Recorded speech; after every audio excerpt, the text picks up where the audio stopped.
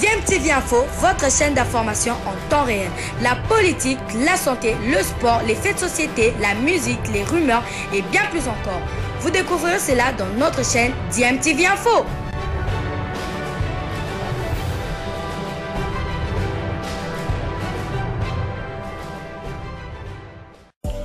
Vous êtes sur DMTV, bonjour ou bonsoir, tout dépend de l'heure à laquelle vous nous suivez. Tout plaisir est pour nous de vous retrouver, mais surtout de savoir que vous êtes nombreux en train de suivre votre chaîne YouTube DMTV. DMTV qui vous propose l'actualité, vous propose également des analyses et des réflexions sur des sujets d'actualité, sur des faits sociaux, tout simplement sur des réalités que nous observons ici chez nous en République démocratique du Congo.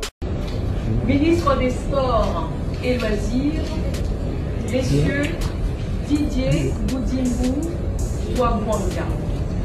Voilà, c'est donc lui, le nouveau ministre de Sport et Loisirs de la République démocratique du Congo. Didier Boudimbu remplace à ce poste François-Claude Kabulo Mwana Kabulo, avocat au barreau de Matete.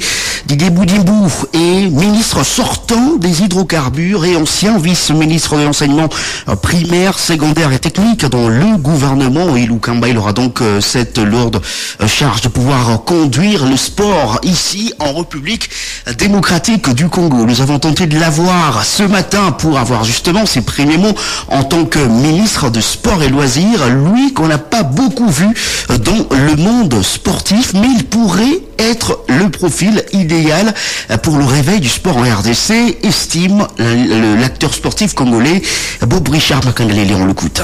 C'est avec joie immense que j'ai accueilli cette nouvelle de la nomination du ministre Boudimbu à la tête de sport de la RDC. C'est vrai que d'aucuns pourraient dire qu'on ne l'a jamais vu dans le secteur du sport, mais je pourrais aussi dire que ceux qu'on a vus dans le domaine du sport auparavant, avant lui, ses prédécesseurs, qu'est-ce qu'ils ont fait? Ils n'ont rien fait. Par contre, lui, l'expérience qu'il a dans la gestion de la chose publique peuvent être des atouts majeurs, couplés avec son sens d'excellence et d'organisation dont il a toujours fait preuve par tout le passé. Nous l'avons vu au ministère de l'Hydrocarbures avec toutes les réformes qu'il a mis en place. Donc moi je crois que c'est le profil idéal et il suffit juste qu'il se fasse bien entourer. C'est quelqu'un qui a de la vision, qui aime l'excellence. Déjà ce sont ces choses qui peuvent tirer tout le monde vers le haut, parce que la médiocrité est devenue vraiment une monnaie courante dans le sport, alors que c'est un secteur fédérateur, un secteur d'unité nationale, un secteur de cohésion. Donc nous espérons vraiment que sa présence au sein de ce ministère pourra changer beaucoup de choses et que finalement le sport pourrait connaître un décollage et un changement total. Voilà, c'était la Bob Richard Makangalele sur la nomination de Didier Boudimbu. On va encore tenter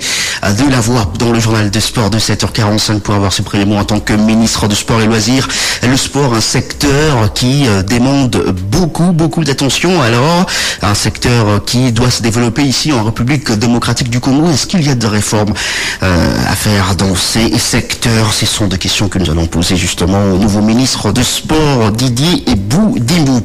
Allez, on va parler football dans ce journal des sports avec le début aujourd'hui du rassemblement des Léopards Seniors Messieurs de la RDC au Maroc en prévision de 2 matchs du mois de juin. RDC et Togo pour la 4e journée le 9 juin, mais avant, la RDC sera reçue par le Sénégal à Dakar le 6 juin, toujours pour les comptes des éliminatoires de la Coupe du Monde 2026, cette fois-là pour le compte de la 3e journée. Tous les joueurs sélectionnés par Sébastien Desabre donc doivent commencer à arriver aujourd'hui déjà du côté du Maroc pour préparer ces 2 rencontres importantes, car la RDC qui occupe la 3e position dans son groupe avec 3 points après 2 journées disputées doit se relancer après la défaite concédée lors de la 2e journée contre le Soudan qui compte 4 points et qui occupe la 2e position du groupe derrière le Sénégal, 4 points également, le Sénégal qui a un goal average supérieur à celui du Soudan. Allez, pour ces